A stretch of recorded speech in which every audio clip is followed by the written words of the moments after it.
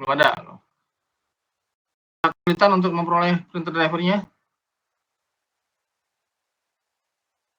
Kelas 1A dan 1C udah pada install. Mereka sudah install printer driver. Mungkin bisa minta ke, kalau kesulitan untuk memperoleh printer drivernya. Pak, saya udah install Pak, tapi ya, nggak bisa dibuka Pak. Oh iya, harus connect dengan ini. Installnya berhasil nggak? Berhasil Pak, udah ke download. Ya udah, berarti harus connect ke mesin. Udah ada printer drivernya, ya udah diinstal aja. Memang harus nyambung ke ini ya, ke mesinnya biar bisa aktif.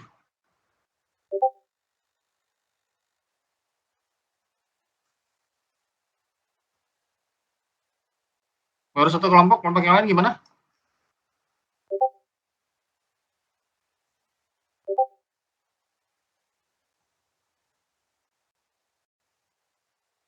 Nah, tapi ada masalah nggak ada?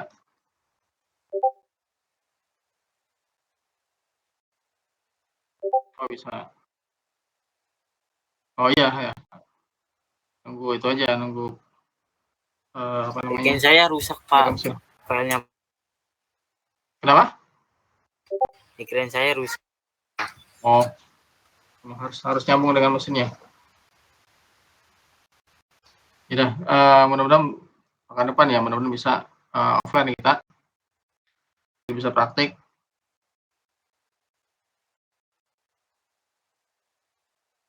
Oke, tema kita ini proofing, ya mungkin nggak lama ya. Udah tampil di layar ya? Proofing. Ya, proofing ini kata lainnya cetak coba. Cetak coba. Cuma bisa lebih populer ternyata bahasa Inggrisnya proofing. Proof. Bukan bahasa Indonesianya cetak coba. Karena orang masih merasa aneh dengan istilah cetak coba. Ya, nggak masalah. Yang penting sama-sama paham. Oke, proofing ini apa ya? Proofing ini merupakan apa namanya, gambaran sementara. Walaupun begitu, dia sangat menentukan terhadap proses produksi cetak. Kenapa? Karena dia sebagai acuannya, sebagai sarana komunikasi antara klien dengan pihak percetakan. Dan juga bagi pihak percetakan, ini sebagai panduan cetak. Misalkan kalau apa namanya, ada gambar, wah ini warnanya warna merah pisang gitu, merah cabai atau merah mawar ya. Nah itu kan nggak jelas ya kalau pakai bahasa verbal. Ya seperti apa harus dicetaknya. Nah tapi kalau ketika ada proofing, ada contoh warnanya, nah maka ini akan memudahkan percetakan untuk apa namanya, mengejar target warna tersebut. Nah, kalau tanpa proofing, nah, pada akhirnya kemungkinan banyak kesalahan yang mungkin terjadi. Kenapa? Karena wah ini nggak pas, ulang lagi, nggak pas, ulang lagi. Akhirnya ya biaya produksi bisa bengkak. Karena banyak kesalahan yang berulang untuk memperoleh warna yang diinginkan. Nah, makanya ini sangat penting. Nah, pentingnya seperti apa sih? Pertama, untuk menunjukkan tampilan produk cetak sebelum dilakukan produksi massal. Ya, proofing kalau udah dicetak, nah itu bisa juga dijadikan sebagai dummy. Ya, dibentuk, misalkan cetak lembaran nih untuk karton folding box. Nah, kalau dibentuk folding box, dia jadi dummy, gitu kan. Kalau masih lembaran ya masih proof aja. Nah, ini fungsinya untuk menunjukkan tampilannya nih, kira-kira kalau dicetak jadinya kayak gimana. Nah, itu adalah proofing. Nah, proofing ini lalu digunakan juga, oleh percetakan sebagai acuan produknya, acuan cetaknya, acuan warnanya, acuan elemen-elemen reproduksi. Nah, semuanya akan dilihat nih perbedaan antara acuan dengan hasil cetaknya, baik warnanya, teksnya, gambarnya, dan juga lainnya. Kemudian yang kedua, pentingnya proofing untuk memudahkan proses koreksi pada pengerjaan produk cetak. Ya, di proofing itu sebagai alat kontrol cetak, ya sama sih seperti ini, seperti panduan cetak gitu ya. Ketika dicetak, nah operator bisa membandingkan apa yang dicetak dengan apa yang ada di proof. Dan juga proofing ini bisa juga sebagai sarana kesepakatan antara percetakan dengan klien yang dinamakan dengan contract proof. Jadi proofingnya udah jadi, kemudian dibikin nota kesepakatan, nah, itu menjadi kontrak. Nah, kontrak ini dipegang oleh pihak klien dan dipegang oleh pihak percetakan. Kalau klien megang pihak ini sebagai sebagai janji dari percetakan untuk memenuhi apa yang dijanjikan sebagai kontrol janjinya. Kemudian bagi pihak percetakan, kontrak proof ini bisa dijadikan sebagai panduan ketika proses cetak. Ya, seperti apa warnanya, elemennya yang harus dihasilkan. Oke, kita lanjut. Nah, beberapa terminologi yang ada dalam proof, ada istilahnya visual proof, yaitu proof kalau dalam hal ini kita artikan ACC lah ya, ACC. ACC secara visual. Jadi kalau misalkan klien minta didesain suatu gambar, ya ada warna merah, nah warnanya merah cabai, merah mawar. Nah, bisa proofnya lewat visual, ya dikirim gambarnya, ya tampilan di layar gitu ya. Ini belum di print nih kalau visual proof. Kemudian bisa juga typography proof ya, buat ngecek atau ACC huruf-huruf yang ada di sana, termasuk elemen-elemen lainnya. Khususnya huruf ya, seperti typesetting, tata letak huruf nih harusnya, tata letak hurufnya, termasuk imposisi halaman. Kemudian subproofing. Nah, subproofing ini mirip dengan visual ya. Kalau visual kan dilihat layar, kalau subproofing juga di layar. Cuma ini ada monitornya monitor khusus gitu. Jadi monitor yang bisa memperkirakan hasil cetaknya kayak apa. Nah, itu namanya subproofing. Nah, ini juga pakai software khusus. Biasanya yang digunakan adalah seperti Photoshop dan Adobe PDF. Karena kenapa itu? Karena di situ warnanya cenderung stabil ya untuk warna dari software Photoshop dan Illustrator dan PDF Acrobat. Kalau Illustrator gimana? Adobe Illustrator bisa, cuma masih kurang stabil. Lebih stabil Photoshop dan PDF. PSD dan PDF maksudnya. Kemudian target proof. Nah, bisa juga sebagai target proof. Target proof dihasilkan untuk mewakili hasil cetakan seperti .K dan akurasi warna. Ya, ketepatan warna dan perubahan dotnya nih, apakah ngebesar atau mengecil. Kemudian sebagai kontrak proof ya, merupakan target proof yang telah disetujui dijadikan sebagai lampiran atau kesepakatan pekerjaan. Nah, kontrak proof harus sesuai dengan, ini kebalik nih, hasil produksi cetak harus sesuai dengan kontrak proof ya. Baik, kita lanjutkan. Mesin proof konvensional. Nah, ini mesin proof yang sudah lama ditinggalkan ya. Tapi nggak apa-apa buat pengetahuan, asal tahu aja bahwa ada mesin yang kayak gini. Ini prinsip kerjanya seperti offset, cuma ini mesinnya satu unit warna ya. Satu sekali nyetak warna cyan, nyetak berikutnya warna magenta. Jadi satu-satu. Selesai cetak nih warna cyan, tunggu biar kering dulu, udah keringan baru nyetak warna magenta. Nah, warna magenta dan cyan udah kering baru cetak lagi warna yellow dan seterusnya. Ini untuk ini namanya mesin proof konvensional. Prinsipnya sama seperti offset, set off ya. Set off ada silinder tekan, silinder karet, dan silinder plat. Sama seperti offset, cuma ini yang bergerak adalah silinder-silindernya, bukan kertasnya. Kertasnya tetap di situ, nggak bergerak. Nah, kalau ini dulu untuk pesan bikin proof kayak gini itu bisa jutaan gitu ya. jutaan rupiah untuk satu order. Cuman nanti kan ini juga bukan nanti, saat ini sudah tergantikan oleh huruf digital. Huruf digital cukup dengan puluhan ribu ya, atau kalau memang ukurannya besar banget beberapa ratus ribu sudah cukup untuk menjadi proof ya. Kalau kecil lah cukup puluhan ribu udah cukup menghasilkan, nggak perlu sampai seperti ini, sampai jutaan rupiah untuk menghasilkan proof dari mesin konvensional.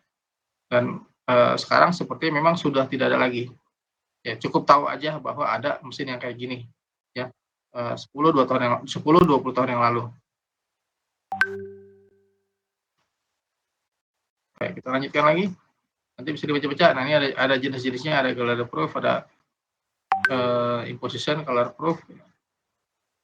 Nah, kalau standarisasi proses cetaknya proof profesional ini sama seperti offset.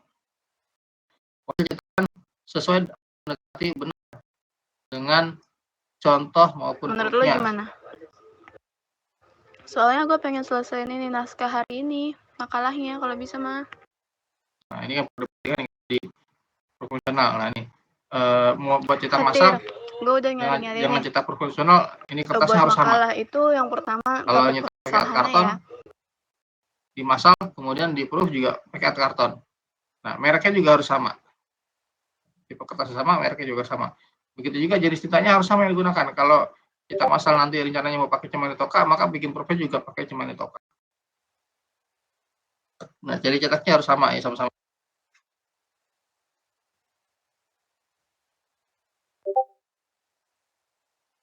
Oke, kita lanjut lagi.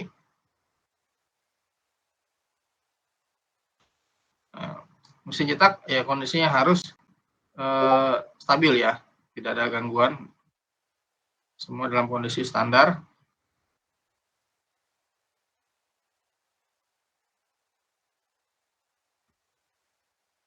Kemudian nih, kecepatan cetak harus tercapai. Nah, kalau di digital ini nggak perlu register karena udah pasti register kalau mesin cetak di proof digital.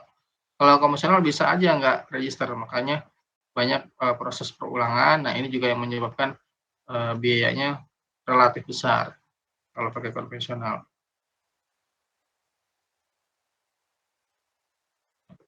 Cetakan bersih dan tajam.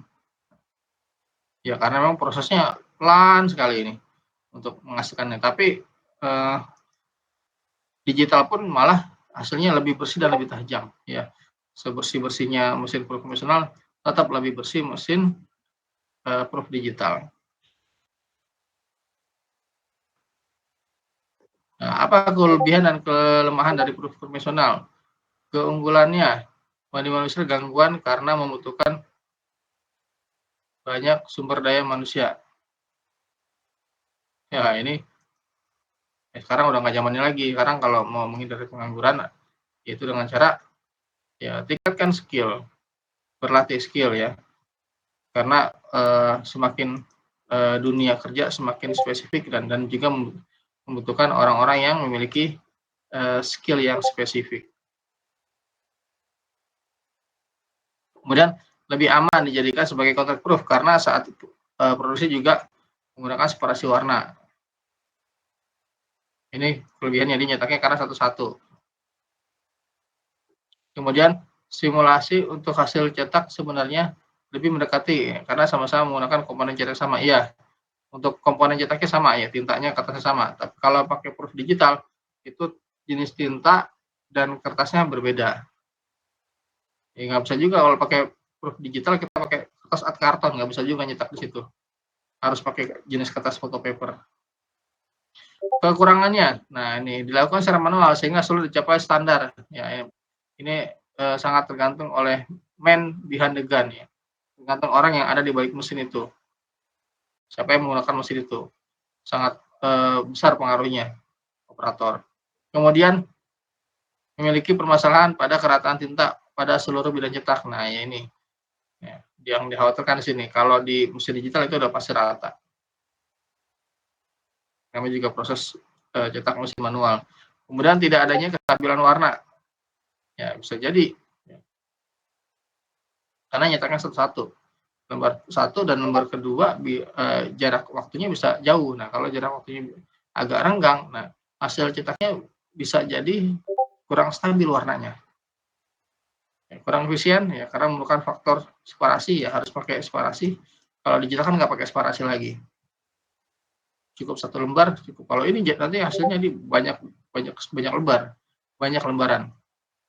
Nah, gitu membutuhkan ruangan yang cukup besar. Karena mesinnya relatif besar ya. Kemudian membutuhkan biaya operasional yang relatif besar. Ya, penggunaan listriknya cukup tinggi ya, penggunaan daya listriknya. Kemudian bahan bakunya sangat banyak, ada plat, ada kertas, tinta, chemical, banyak operator. Nah, tapi kalau misalkan digital ini plat nggak perlu lagi. Ya, ini tinta, kertas sudah input dengan mesin. Kemudian warna suatu gambar akan dipengaruhi oleh warna dominan di sekitarnya. Ya, kita lanjut lagi. Ini bisa menimbulkan persepsi, maksudnya persepsi warna bisa dipengaruhi oleh warna berikut sekitarnya. Kita lanjut, ada mesin proof digital. Mesin proof digital, nah ini sebenarnya dia adalah printer cuman yang versi kelas tingginya, versi high end-nya, desktop yang biasa kita taruh di meja gitu ya, desktop bentuk kecil. Nah, itu versi kecilnya. Nah, versi besarnya ini printer yang dijadikan sebagai proof, mesin proof. Sebenarnya sama dengan printer kecil, cuma ini versi profesionalnya ya, versi high end-nya. Nah, kalau jenis yang buat proof itu ada dye sublimation, ada inkjet, dan ada juga printer laser. Tapi dari ketiga ini yang paling banyak digunakan adalah inkjet. Ya. Paling banyak inkjet. Kenapa inkjet? Inkjet harga mesinnya jauh lebih murah. Inkjet puluhan juta dapat. Nah, kalau mesin kayak gini sekelas laser, ini ratusan juta. Bahkan bisa tembus miliar. Kemudian jangkauan warnanya. Nah, itu lebih bagus ini inkjet.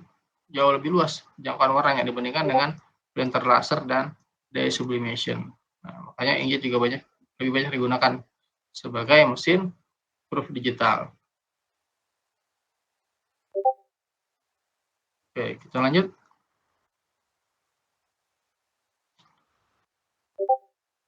Nah, kalau yang dye sublimation itu mereknya biasanya kalau nggak salah Gerstner. Nah, kalau inkjet itu ada Epson ya, seperti di kampus ya. Ada Canon juga, ada juga HP. Tapi kalau dari ketiga merek itu yang paling banyak di industri kebanyakan menggunakan Epson ya. Kebanyakan. Katanya warnanya lebih bagus, lebih stabil ya, katanya. Kemudian kalau laser itu apa nih? Ada mereknya, ada Konica Minolta, ada merek laser yang Canon, ada juga HP, ada Xerox ya printer laser. Nah, macam-macam. Nah, bedanya di mana? Kalau di sini kalau ini tintanya kayak gel, kalau inkjet tintanya cair, kalau laser tintanya bubuk ya, bubuk toner. Kalau pengoperasian, ya tadi namanya di 1C, pengoperasiannya gimana ya? Kita kan nggak tahu jenis mesin yang lain. Pengoperasiannya kurang lebih sama ya. Walaupun beda tipe mesin, beda merek, tapi pada prinsipnya sama yang digital. Ya, kalau ngeprint, hal yang paling diperhatikan adalah setting kertas dan quality. Sama juga seperti di printer desktop, setting kertas dan print quality. Nah, tapi kalau di mesin digital yang high end, setting kertasnya itu harus tepat ya, harus spesifik.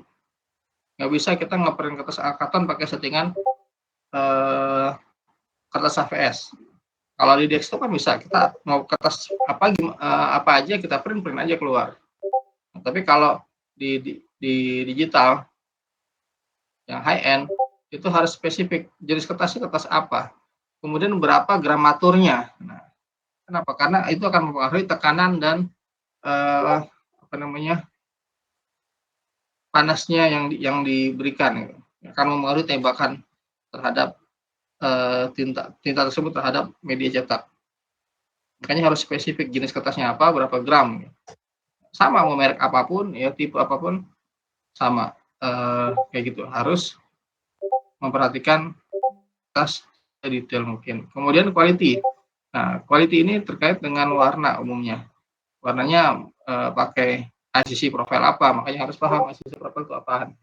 Apakah pakai trapping ataukah pakai overprint. Nah, itu yang harus diperhatikan. Pahamin apa namanya teori ya dan konsepnya dalam print. Jadi kita belajar satu mesin, kita bisa dengan mudah untuk belajar atau menggunakan mesin-mesin tipe dan merek lainnya. Oke, ini yang tipe desktop.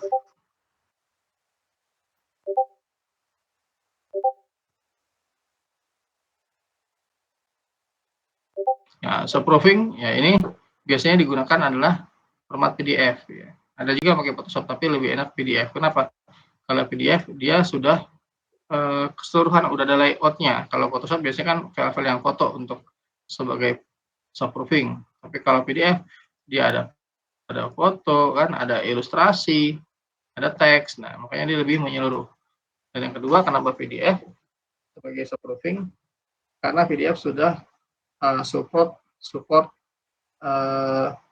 print production ya. Kalau dulu awalnya kan PDF itu digunakan untuk kebutuhan office. Nah, kemudian dengan perkembangan zaman, perkembangan teknologi, akhirnya PDF digunakan untuk print production juga. Office-nya tetap ada. Cuman untuk print production-nya itu dia support untuk mode warna CMYK dan RGB. Dan dia juga support untuk penggunaan color management system PDF. Dan enaknya dengan format ini file size-nya lebih ringan, jauh lebih ringan dibandingin file size file native-nya, file aslinya.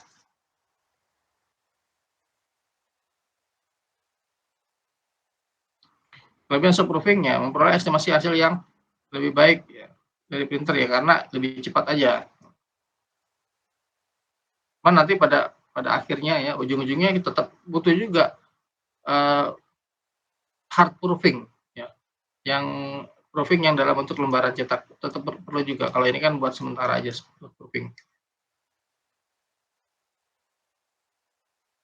Dan tujuannya yang paling utama adalah nih untuk hemat waktu dan biaya ya merek cetak. Kalau misalkan harus pakai hard proofing, itu berapa kali mesti hard proofing? Dengan disepakati dulu secara soft proofing dari layar monitor. Apakah sudah oke? Ya, kalau oke, ACC baru bikin proof yang dicetak.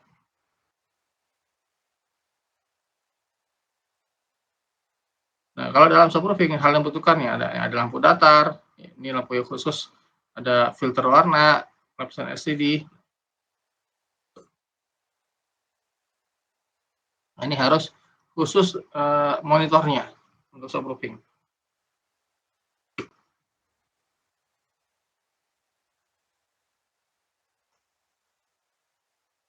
Terus juga printernya harus stabil, makanya bagusnya printer itu dikalibrasi setiap hari atau setiap pagi dikalibrasi. Apa definisi kalibrasi?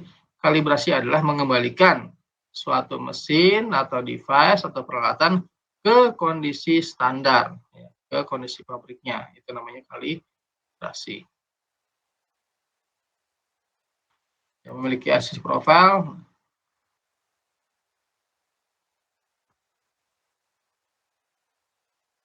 tampilannya standar, kemudian buka aplikasi subproofing dengan ICC profile yang diterapkan. Nah, bisa pilihannya bisa Acrobat, Adobe Acrobat Pro profesional, ya, Adobe Photoshop dan software lainnya. Tapi kalau yang umumnya ya ini kebanyakan digunakan adalah Acrobat Pro. Nah, nanti ini bisa dicoba-coba sendiri ya untuk langkah-langkah subproofing. Bagaimana settingannya nanti bisa dicoba-coba. Kita lanjutkan.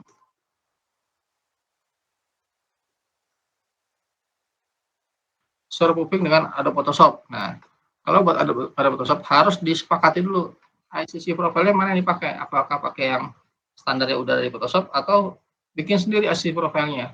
Nah, biasanya kalau di perusahaan di Indonesia, ya karena Indonesia belum punya standar ICC profile, akhirnya tiap perusahaan bikin sendiri masing-masing untuk ICC profile. Kalau di Eropa itu udah ada standarnya. Standar ICC profile di Eropa. Di Jepang udah punya standar juga, Amerika juga punya standar warna sendiri. Tapi kalau kita ya setiap perusahaan punya standar ICC profile-nya sendiri.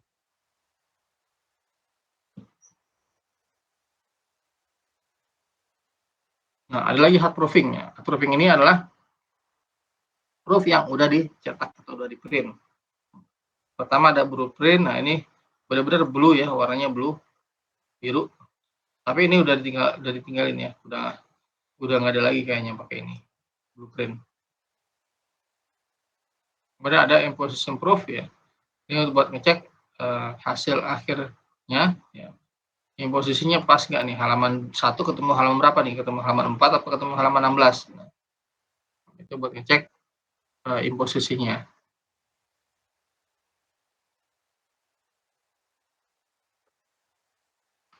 Kemudian kalau proof ya ini juga buat ACC warnanya udah sesuai apa belum gitu.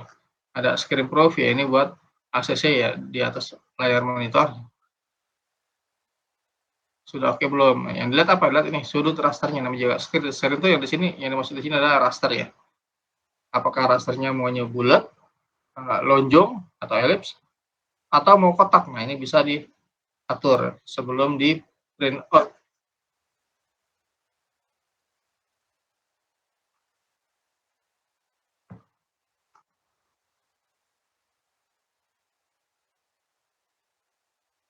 Nah, di sini ada contoh color chart Ugra. Nah, ini fungsinya untuk mengecek warna pada digital proofing. Nah, di sini ada warna cyan ya, magenta, yellow, dan black beserta turunannya. Jadi ada empat keluarga warna nih. Kemudian kalau dipadukan ada yang menghasilkan warna hijau, dipadukan ada yang menghasilkan warna biru, menghasilkan warna merah, dan lainnya. Nah, ini digunakan sebagai panduan untuk mengecek hasil reproduksi warnanya udah oke atau belum. Bisa kelihatan dari sini. Ini seperti color bar ya. Color bar juga, cuman versinya tebal aja nih kan. Kalau color bar misalkan kita satu kotak ya, banyaknya ke samping gitu kan. Nah, kalau ini sampai 3 kotak ke bawah. Oke, sampai di sini ada yang mau didiskusikan, silakan. Nanti silakan dibaca-baca lagi ya, biar makin paham. Kalau udah dibaca nggak paham, boleh kita diskusi. Pak, Ada saya Nur mau Alif, tanya, Pak. silakan. Siapa Putri? Ya, kalau misalkan nanti kita mau mau bikin produk tapi pakai cetak konvensional tapi proofingnya pakai digital proofing, boleh nggak, Pak? Cetaknya cetak konvensional. Iya. Ya, memang yang selama ini seperti itu. Cetaknya konvensional kan buat mendapatkan harga cetak yang murah, cetaknya cetak konvensional tuh, cetak offset. Nah, biar cetaknya murah kan, pakai offset. Kalau pakai digital kan mahal, kita nyetak 10.000 lembar ya, atau 100.000 lembar kan kalau pakai digital mahal. Yang murah offset. Nah, proofingnya dulu itu proofingnya pakai yang konvensional juga, tapi proofing yang konvensional sekarang sudah tiada. Sekarang adanya proofing digital. Jadi proofingnya digital, cetaknya offset konvensional. Oke, Pak, makasih. Ya. Sama-sama Putri. Ada lagi yang lain, silakan. Ini dibaca-baca ya bukunya. Mungkin ada yang belum paham ya. Nanti bisa didiskusikan ya biar lebih paham. Sebab kalau belum baca biasanya bingung mau ditanya apaan. Nah kan buat biar UASnya juga bagus juga ya. Terutama yang kemarin nilai UASnya kurang ya. Nilai UTS-nya kurang bisa diperbaiki di UAS. Bapak Ada saya Mahathir? Oh, Rizwan. kan sebelumnya kan tadi kayak pemeriksaan warna kan Pak ya. Nah itu kalau kan di color bar tuh suka kayak ada yang garis-garis gitu tuh. pattern kalau nggak salah. Nah, itu maksudnya ke pemeriksaan warna juga atau gimana? Pattern itu fungsinya untuk mengecek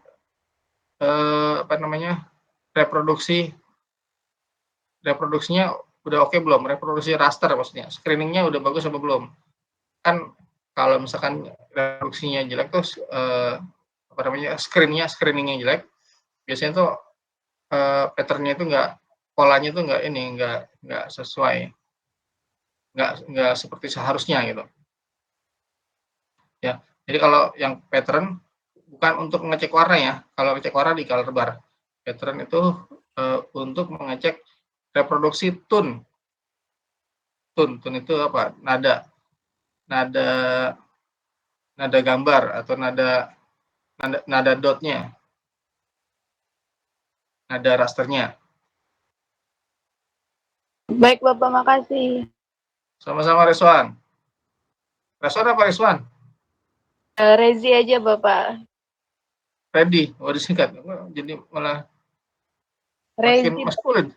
Rezi, Oh, Bapak. Rezi. Oh, Rezi, keren ready.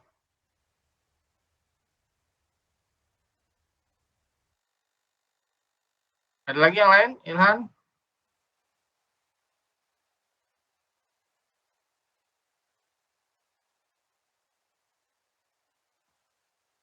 Setiap kelompok udah diinstal ya printer drivernya ya?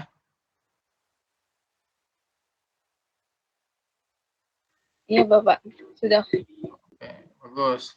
Bawa itu kabel cross ya sebagai cadangan. Khawatir nggak bisa. Kemarin kita ngeprint, nggak tahu kenapa gagal ya di kelas 1A, TCK 1A. Karena juga tadi kemarin masih ada yang belum install printer drivernya. Ya, ada yang udah install. Cuma kan biar efektif ya, kalau udah install efektif. Kemudian kemarin juga banyak yang FA-nya belum selesai. Nah, jadi mereka harus perbaiki FA dulu. Nah, di kelas ini selesaikan dulu FA-nya ya. Pastikan FA-nya selesai, yang ukuran 60x12 ya. Kemudian ada color bar, ada tanda potong. Nah, jangan sampai salah penggunaan final artwork-nya. Nah, kalau filenya udah siap, nah bisa kita print. Ya, jangan sampai harus edit dulu di sana di kampus ya. Kelamaan, editnya di rumah aja, diperbaiki di rumah. Nanti kalau di kampus udah siap filenya dan laptopnya. Oke, tidak ada? Sepertinya tidak ada, Pak. Ya, terima kasih Rezi dan semua TICK 1B. Oke, kalau gitu kita tutup aja. Mohon maaf atas segala kekurangan. Sampai ketemu pekan depan ya, mudah-mudahan offline. Atau kalau nggak bisa juga kita ganti hari gitu ya, biar tetap ada offline-nya. Oke, saya tutup. Terima kasih semuanya. Wassalamualaikum warahmatullahi wabarakatuh. Waalaikumsalam warahmatullahi wabarakatuh. Makasih, Pak. Sama-sama.